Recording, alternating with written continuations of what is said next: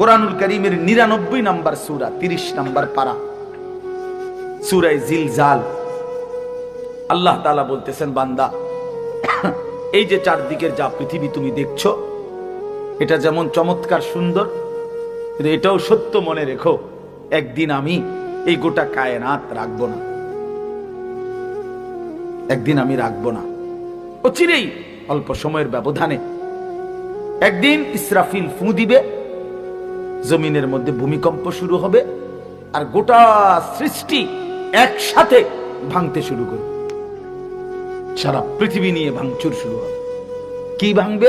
ইজা সামাউন ফাতারাত, সাত আসমান ভেঙে ভেঙে পড়বে। বা ইদাল কাওয়াকিবুন তাসারাত, কোটি কোটি কোটি কোটি তারকারাজি খসে খসে পড়বে।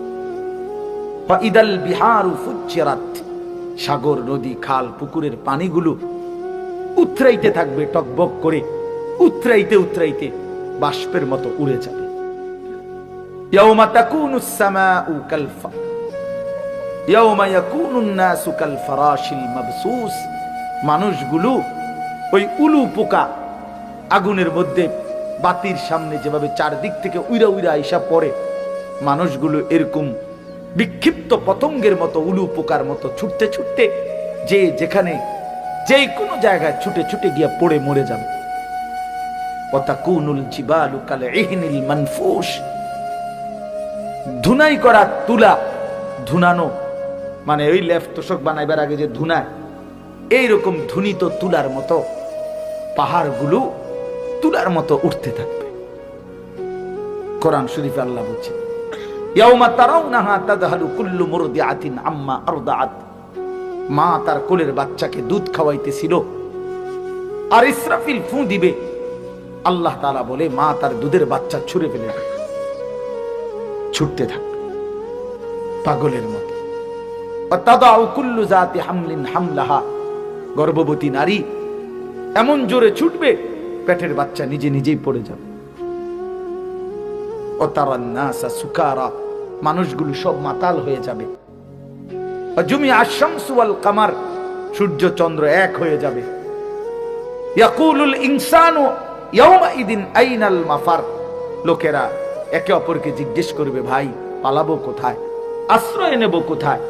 আল্লাহ নিজেই বলেন, কাল্লা লা ওয়াজার, না বান্দা আজ আর জমিনের কোথাও ঠাঁই নাই। ইলা রাব্বিকা ইয়াউমাইদিনিল মুস্তাকার, শুধুই আল্লাহর কাছে আজ তোমাদের ঠিকানা। এইভাবে একদিন এই পৃথিবী নিশ্চিত কিয়ামত হবে, গোটা সৃষ্টি জগৎ ধ্বংস হবে। তো আল্লাহ তাআলা বলতেছেন, এই সব মাটির নিচে চলে যাবে, শুধু উপরে থাকবে এক মহান আল্লাহ।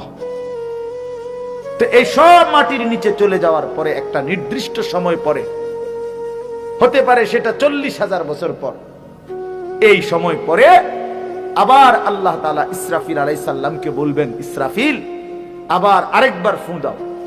এবার যখন দ্বিতীয়বার ফু দিবে, আবারও ভূমিকম্প শুরু হবে। জমিনের তলদেশ থেকে, এই আদম আলাইহিস সালাম থেকে নিয়ে ইসরাফিলের ফু পর্যন্ত যত সৃষ্টি, যত মাখলুকাত, সবকিছু জমিনের তলদেশ থেকে উপরে উঠে আসবে, আর সেটাই হাসরের ময়দান কায়েম হবে।